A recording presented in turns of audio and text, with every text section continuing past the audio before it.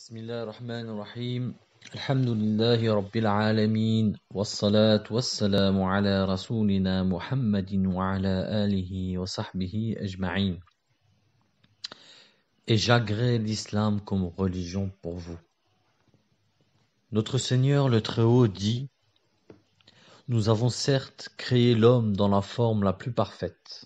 Surat At-Tin, verset 4. Cette information avec certitude nous met devant l'immense honneur accordé à l'homme. Cette créature qui y mettra le désordre et répandra le sang sur terre, mais à qui on lui fit don de la connaissance et du libre arbitre qui lui permettent de choisir la voie pour évoluer vers les hauts degrés par l'acquisition du savoir et l'apprentissage. Ainsi, la recherche du savoir pour connaître ses obligations ou l'application de celles-ci est une valeur. Et la foi qui rend le comportement moral conforme avec le contenu du savoir est une valeur. La vérité, el-haq, en tant que loi supérieure de l'univers est une valeur. Suivre la religion agréée par Allah le Très-Haut pour ses serviteurs comme voie de guidance permettant de connaître son Créateur est une valeur. Assumer ses responsabilités morales envers soi-même, sa famille, sa patrie, ses semblables, sa communauté et l'humanité tout entière est une valeur. L'être humain succède ses prédécesseurs et se fait remplacer. Allah dit: Puis nous fîmes de vous des successeurs sur terre après eux, pour voir comment vous agiriez. Surat Yunus, verset 14. Et donc, il cohabite avec les autres et fait leur connaissance.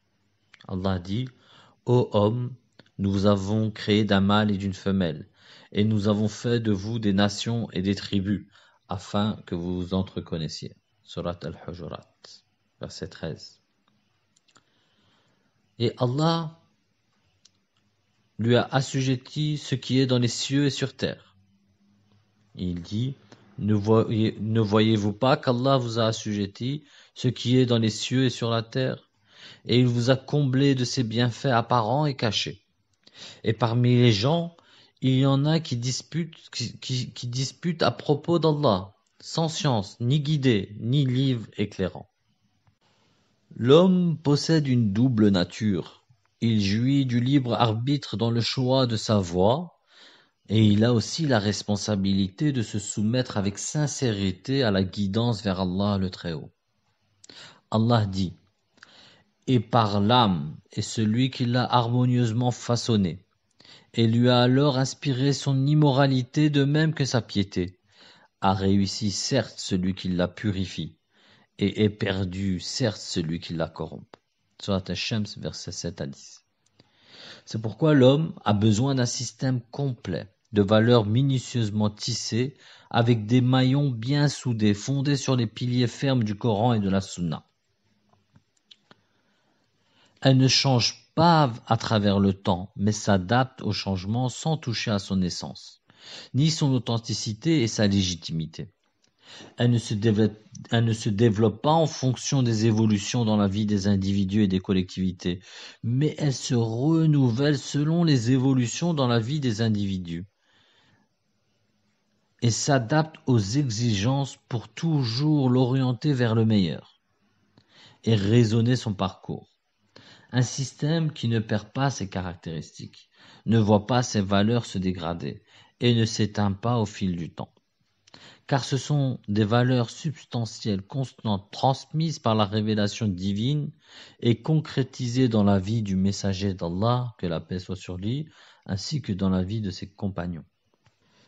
C'est pourquoi Allah le Très-Haut a fait don à l'homme de la Sharia, qui explicite les dispositions pratiques et guide les gens vers celles-ci. Ce système se nomme din, religion, car elle doit être suivie et appliquée. Milla, car elle codifie les relations. Et Sharia, car elle légifère entre les croyants. La législation, la Sharia. Allah le Très-Haut dit: À chacun de vous, nous avons assigné une Sharia et un plan à suivre. Si Allah avait voulu, certes, il aurait fait de vous tous une seule communauté. Mais il veut vous éprouver en ce qu'il vous donne. Concurrencez donc dans les bonnes œuvres. C'est vers Allah qu'est votre retour à tous. Alors il vous informera de ce en quoi vous divergiez. Surat Al-Ma'ida, verset 48. Ainsi, la religion islamique, dans tous ses détails, est un système complet basé sur la réforme de l'individu et de la communauté pour une société équilibrée, afin de rendre l'individu meilleur et de réformer la société, qui sera alors la garantie pour tous de vivre dans une société équitable, juste, égalitaire et solidaire. Elle est restreinte ou élargie en fonction des domaines de la vie, inerte ou évolutive, tout en conservant son identité et sa logique générale, qui consiste toujours à éloigner le mal et à attirer le bien. Elle a une portée éthique et religieuse qui façonne la conscience du croyant par rapport au législateur suprême, Allah le Très-Haut. Ainsi, le facteur éthique qui accompagne l'application des recommandations islamiques représente la caractéristique la plus importante de celle-ci, car elle rend les fidèles responsables de leurs actes à travers leur propre conscience. Allah dit: mais l'homme sera un témoin perspicace contre lui-même, quand bien même il présenterait ses excuses. Surat Al-Qiyamah, versets 14-15.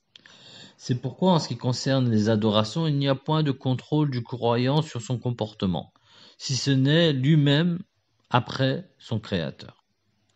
Quant à ses relations à autrui, c'est sa conscience qui dicte son comportement dans ses transactions, l'acquittement de ses obligations, l'équité envers soi-même, car les droits des autres sont des droits d'Allah, le Très-Haut. Le prophète sallallahu alayhi wa sallam dit: vous vous querellez auprès de moi, parfois l'un d'entre vous est plus éloquent pour défendre sa cause. Je tranche alors en sa faveur, eu égard à ce que j'entends de lui. Celui à qui je donne ce qui ne lui revient pas de droit de son frère, qu'il ne le prenne pas, car certes c'est une partie du feu que je lui octroie. Ce hadith signifie que la décision d'un juge n'efface en rien les actes commis par l'homme, s'il a commis une injustice à l'égard de son semblable. De même, cette dimension morale et religieuse de la charia se caractérise aussi par le fait que le responsable et le subordonné sont égaux, quelle que soit la position ou le poste occupé. La religion de l'islam, pour le croyant, est le cadre de son identité et un rempart de protection de son identité. Sa sauvegarde est ainsi vue comme la garantie de sa liberté. A contrario, la mise en doute de sa religion est comme un doute sur sa propre liberté individuelle. Que la prière et la bénédiction d'Allah soient sur notre prophète bien-aimé, ainsi que sur son foyer.